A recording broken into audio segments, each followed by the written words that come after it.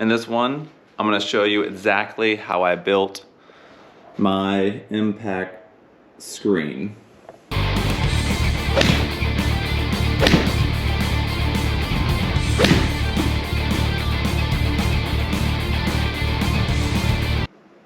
Oh baby. Good shot.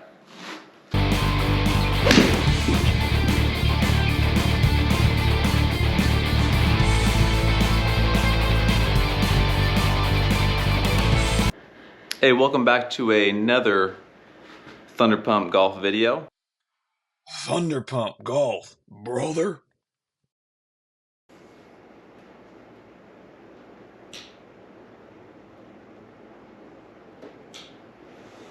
First of all, this screen in total is 16 foot wide by 9 foot tall.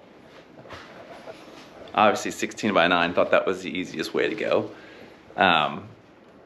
So I did a lot of research. For me, this was the ideal way to do this. Now, the way I built mine here, you can do it in any size space. It doesn't have to be exact full width of the wall. You can build it, and I'm gonna show you how right now, and I'm gonna break this baby down and show you how I did it.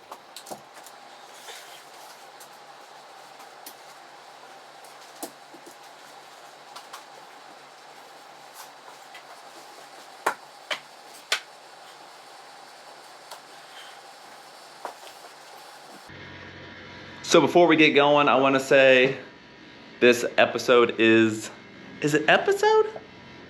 This video? Whatever. Is sponsored by Lids of Steel. Check this bad boy out. Ba-boom! Thunder Pump Golf. Look at that. That's a metal badge on there. So I will link their store in my description. They have tons of different hats available, tons of different sizes for badges. They can put whatever you want on there. It's different. Thanks, Lids of Steel, for sponsoring this video. All right, so I'm not gonna fully break it down. I did half the screen so you can easily see it. First, what I did was obviously measure out the space, figure the size of the screen you want, and build it a little bit bigger. So I knew that right here was going to be 16 foot on each side. So what you want to do is you want to give yourself another 12 inches or so from where your edge of the screen to the actual wall brace. So what I did was I built this on the ground, this here, that little structure there, and then I connected it to the wall. Then I connected it to the studs in the middle, at the top, and of course at the bottom. First thing you want to note is you want this to be 12 inches from the rear or from the wall behind it. Obviously it gives it some room for it to hit and not smash into the wall. So up top, all I did was put a 2x4 straight across all the way, screwed into the joist. And so I wanted to throw in a little speaker. So all I did was screw a little speaker in to it. So that way I could have my nice little flush speaker, okay? So I'll show you the bottom. So on the bottom, well, all I did was take 2x4s and put it straight into the wall there. And I just angled this out to have less likely for the ball to hit it. So I just did that. About 5 or 6 of those all the way down. Next I took, and you can get whatever size you want, I did 3/4 EMT. And so all you do on that one, super easy, get the EMT brackets.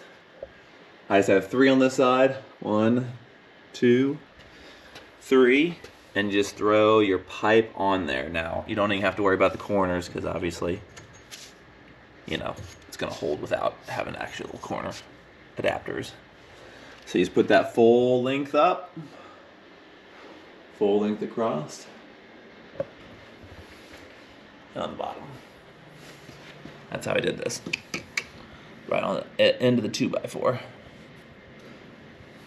Okay, so I need to also throw in, I bought a raw screen so I could pick the size I wanted, and I didn't have it do the edging, like, you know, like the little, the fabric on there and like the little holes, because it's cheaper for one to get the raw edge, and two, I knew I wanted a little extra, so that way you could fold it over. You have extra to fold over to give it a really hard, really good tight bond. So on the bottom, I actually have it folded over once and again. So I actually ordered a 17-foot wide by 10-foot material, knowing I'm gonna fold it over several times to really give it something to grab onto the clamps. And again, it makes it a little easier because it gives you a little room for error. If you have raw material, you can adjust it a little bit. If you buy the exact size and for some reason you get off somewhere, make it a lot harder. So I thought this was the way to go. And again, if you watched my other video, I like to save money. I like to do things myself. So why build a custom? Why buy a screen enclosure when you can just build everything yourself for cheaper, better materials? That's the way I look at it. Okay, so with the clamps, I have two different clamps. I have just the basic ones you get on Amazon, just the cheap ones, basics for the side. And then when I start getting to the middle, you know, where more of the impact happens, I got these heavy duty ones. I will link them in the description, but these are the way to go. That crazy tight hold. All right, so the next thing you're gonna notice is you're gonna notice I have a second material on here. I have a second little sliver that's 3 foot wide on the screen. And I will show you why I did that. All right, so this screen itself is very thick material. It's about yay thick. This here. So I bought a 17 by 10.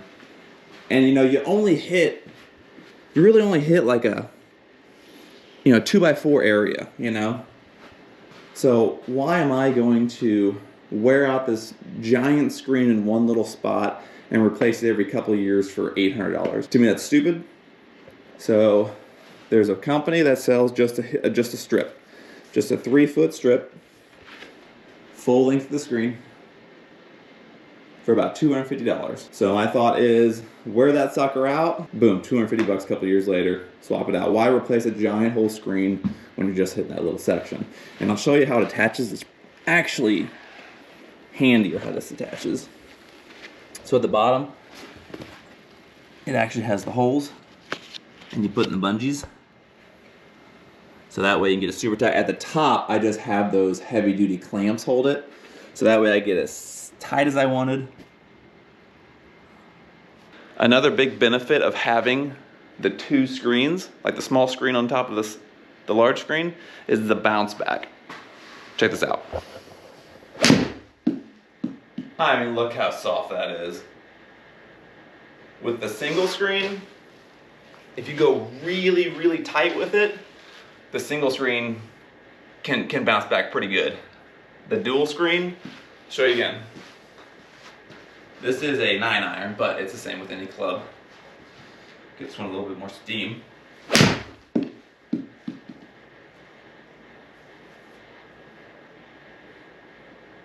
That's a 165-yard 9-iron. I mean, it just sits right there. One more.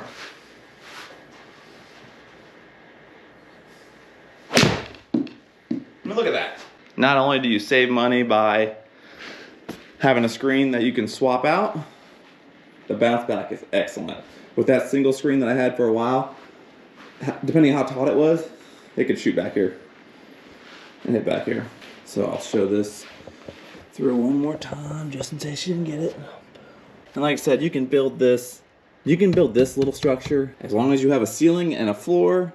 You can build this. So if you have a 20-foot wall and you only want to build a 10-foot screen, you just build that, put it in closer. But I think this is a great blueprint to start off. How to make one of these. I mean, just it's just so sexy. Whew.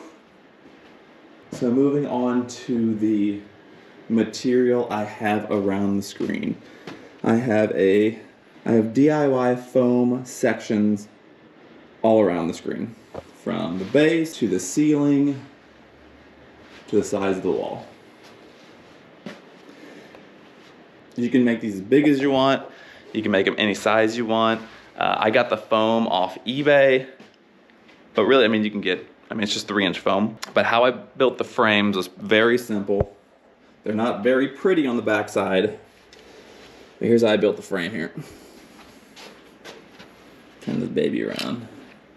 All I did was make a basic frame out of 1x3s, and I Craig jig the corners. Okay, so that's the foam. And all I did, you get whatever material you want, and I just got some basic, I don't know what it's called, cloth, charcoal gray.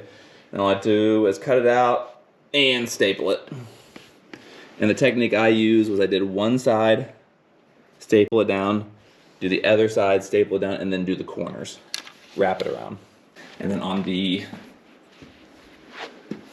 top ones, even more simple, I didn't do a full frame. I just had a 1 2x3 here all the way down, one foam piece, and I just stapled that all together.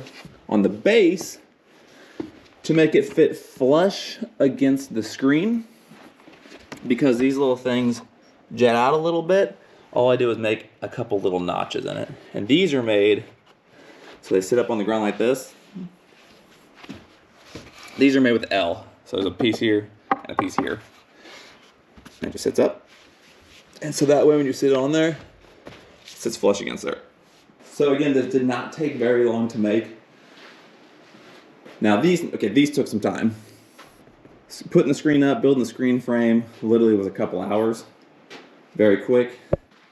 And another thing I did when I made my custom impact mat / stance mat, which I also have a video on if you want to check that out, is I made it go the little putting strip right underneath.